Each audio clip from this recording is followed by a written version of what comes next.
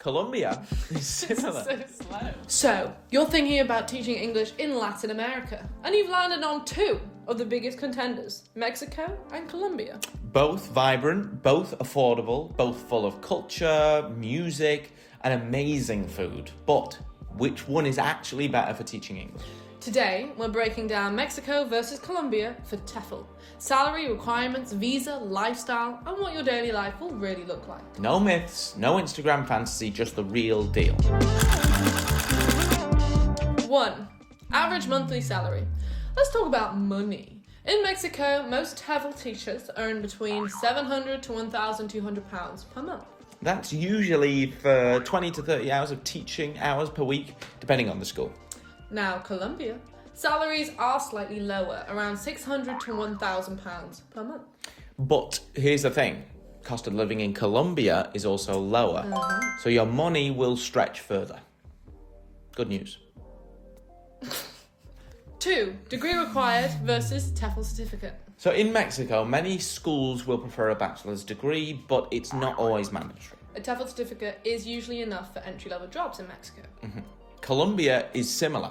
So some schools will ask for a degree, but TEFL is normally the main requirement. So no degree, you still have a chance in both countries. 3. Start dates and term structure.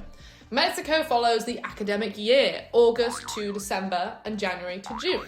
Hiring will peak in July, August, and then December and January. Colombia, however, runs on February to June and August to December. So the hiring peaks are in January and July. We didn't just say that, did we? No. 4. Teaching experience needed. Good news. No experience required in most cases. That's great. Uh-huh. Schools in both countries, they do accept first-time teachers, so not to worry. Experience will, of course, help you get better pay, but like we said, it's not mandatory. 5. Housing and flights for both countries. Short answer, no free housing or flights in any of them. 6. Non-native English speakers. Now, Mexico is actually fairly open to non-native speakers. As long as your English is strong and you are confident. Colombia is similar, really. Okay. 7. Age restrictions. Neither country has a visual age limit. It's great. So if you're a professional, age doesn't matter. 20s to 50s, totally fine. Get that, Queen. 8. Cost of living and daily prices. Right. Let's talk daily life. Oh God. Mexico. Rent £300 to £600. Street food £2 to £5. Tacos. Restaurant meal £8 to £15. Transport £50 to £2. Colombia. The rent will be £250 to £500. Street food £1 to £3, and a restaurant meal £5 to £12. Transport would be about 50p to £1.50. Colombia is cheaper overall. Mexico has more comfort and variety. Tacos. Tacos.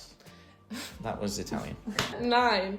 Work visas. So Mexico has a very clear visa process. Your school will sponsor you. Really? Uh-huh. It takes time, but it's doable. So Colombia also offers legal work visas. But some teachers start on tourist visas and then your school helps you switch later. But both countries are quite manageable legally. Great. 10. Teaching environment. Mexico schools are fairly organised, actually. Yeah, you'll get contracts and stable schedules. Colombia is a bit more relaxed. Reminds me of Cambodia. It does. Whereas Cambodia is way more open. Passport, meh. Sometimes chaotic, but it's friendly. Students in both countries are motivated and they're always respectful. Lifestyle comparison. So, Mexico, you're gonna get beaches, tacos, fajitas. Think old El Paso, big cities, deserts. Colombia, mountains, coffee, jungles, colonial towns. Now, Mexico feels a bit more developed. Colombia feels a bit more adventurous. So, Mexico or Colombia?